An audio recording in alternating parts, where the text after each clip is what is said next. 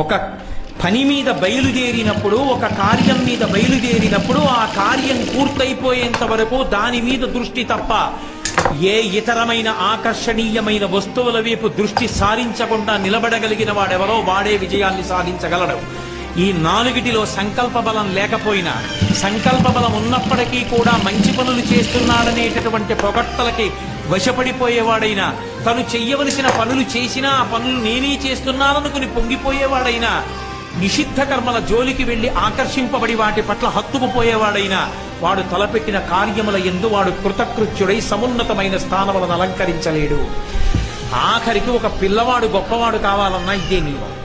ఒక పరిపాలకుడు గొప్పవాడు కావాలంటే ఇదే నియమం, ఒక కవి గొప్పవాడు కావాలంటే అదే నియమం, ఒక చిత్రకారుడు మంచి బొమ్మ గీయాలంటే అదే నియమం. ఎవడు ఏ పనిలో కృతకృత్యుడు కావాలన్నా ఈ నాలుగే ఉండాలి: ధృతి, హృష్టి, మతి, దాక్ష్యం, సకర్మసు